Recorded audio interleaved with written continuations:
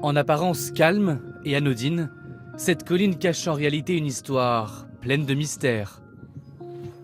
Les découvrir nécessite une bonne lampe torche et un peu de courage. Il en faut, d'abord pour oser s'engouffrer dans ce dédale d'escalier, puis arpenter cette carrière de craie et ces souterrains creusés par l'homme il y a de ça plusieurs siècles. Une cachette de plusieurs kilomètres en temps de guerre, sans pour autant que la vie ne s'y arrête. Ici, on est dans un souterrain qui a été véritablement utilisé comme un village sous terre pendant les périodes d'attaque. Donc on avait les habitants qui venaient ici dans cette salle des fêtes, par exemple, pour partager un repas, pour partager un moment de convivialité. Et on va retrouver par exemple la table de la salle des fêtes sur laquelle on pouvait découper les animaux pour la nourriture en fait. Ces refuges, on les appelle des muches, cachettes en picard.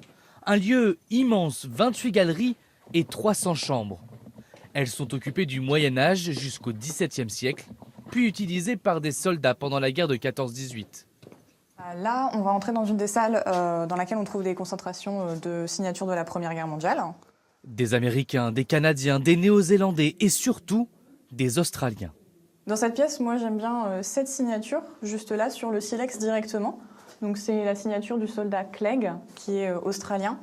Et lui, il est très jeune quand il vient déposer sa signature ici. Et donc, il est passé ici en juin 1916. Et juste après, en juillet 1916, il a fait la bataille de la Somme et il est mort à la bataille de la Somme.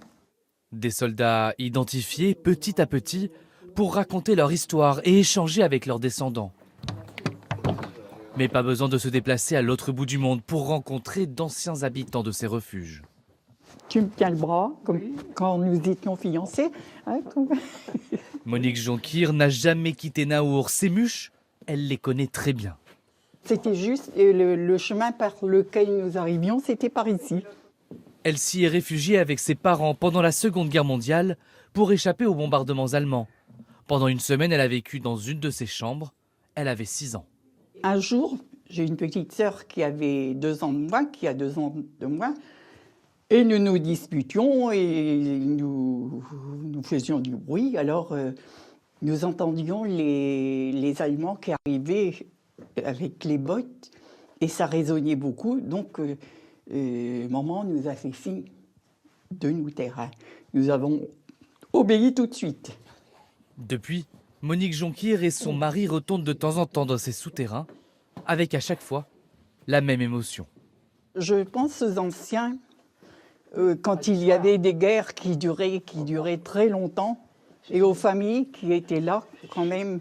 C'est une grande page d'histoire. Hein. Une grande page d'histoire qui, il y a plusieurs siècles, a demandé beaucoup d'ingéniosité pour s'organiser à 30 mètres de profondeur.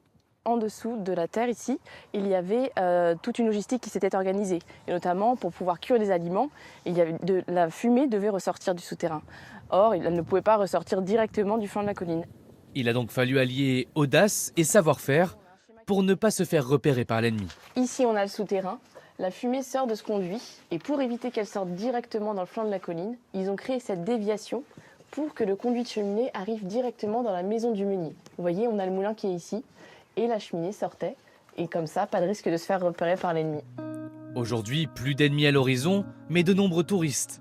En 2022, ce sont 53 000 visiteurs qui ont découvert les secrets de la cité souterraine.